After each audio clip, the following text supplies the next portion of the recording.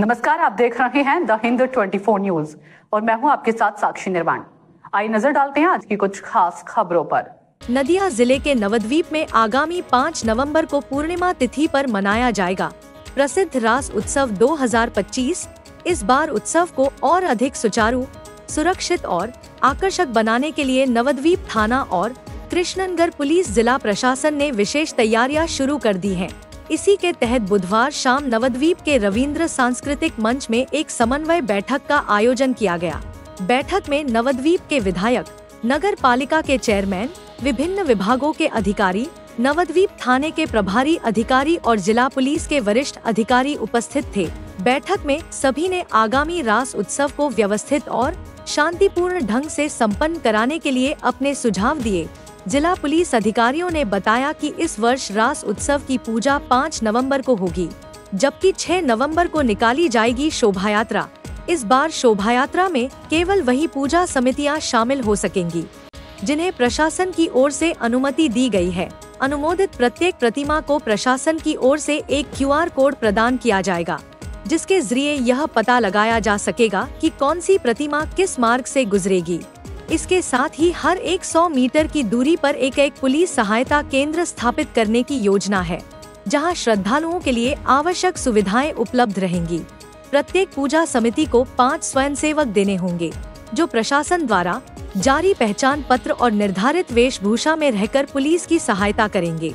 पंडाल अनुमति प्रक्रिया को सरल बनाने के लिए नवद्वीप नगर पालिका में इस बार सिंगल विंडो सिस्टम की भी व्यवस्था की जा रही है। कुल मिलाकर नवद्वीप प्रशासन और स्थानीय प्रतिनिधि इस वर्ष के रास उत्सव को एक नई ऊंचाई पर ले जाने के लिए पूरी तरह तैयार हैं। श्री अमरनाथ के आईपीएस মহাশয় তিনি প্রথমেই একটা নির্দেশ দিয়েছেন যে প্রত্যেক পুজো কমিটি থেকে অ্যাটলিস্ট 5 জন ভলেন্টিয়ার্স নিতে হবে। তাদেরকে আমরা বিশেষ একটি পোশাক দেব, সেই পোশাক পরে তারা যেন আমাদের সাথে সেই রাসকে পরিচালনা করতে সাহায্য করে।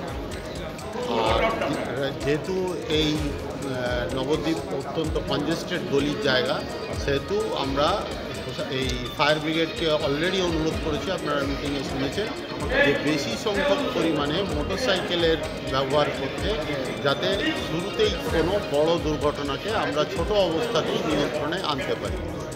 এছাড়া আমি জিআরপিদের সঙ্গে কথা বলে যেটুকু জানলাম, ওদের কৃষ্ণনগর স্টেশনে টয়লেট ঠিক নেই। আমি মাননীয় পৌরপিতাকে অনুরোধ করলাম ওখানে বায়ো টয়লেট দিতে, যাতে মানুষরা, বিশেষ করে মহিলারা সুবিধা পান। এছাড়া আমাদের পুলিশি ব্যবস্থার দিক থেকে আমাদের পর্যাপ্ত পরিমাণে পোশাকের পুলিশ, সাদা পোশাকের পুলিশ, পুলিশ অ্যাসিস্ট্যান্স বুথ, হারিয়ে যাওয়া বাচ্চাদের আইডেন্টিটি কার্ড, আমরা যিনি জেলা আধিকারিক এসেছিলেন স্বাস্থ্য বিভাগ থেকে, তাকেও অনুরোধ করেছি যে পুলিশ অ্যাসিস্ট্যান্স বুথে যাবতীয় ফার্স্ট এডের ব্যবস্থা রাখার জন্য, যাতে মানুষের, ঈশ্বরের কাছে প্রার্থনা করছি এগুলো যেন না লাগে, কিন্তু লাগলে যেন সেই জিনিসগুলো তৎক্ষণাৎ তাদের কাছে আমরা আর প্রশাসনটা নিয়ে প্রশাসনের ব্যাপারে আমি প্রথমেই বলেছি যে এবারে যেগুলো আমরা পারমিশন দেব তার একটা বিশেষ QR কোড দেয়া একটা কার্ড থাকবে, সেই কার্ডটা দেখলেই আমরা বুঝতে। देखते रहिए द हिंद 24 न्यूज।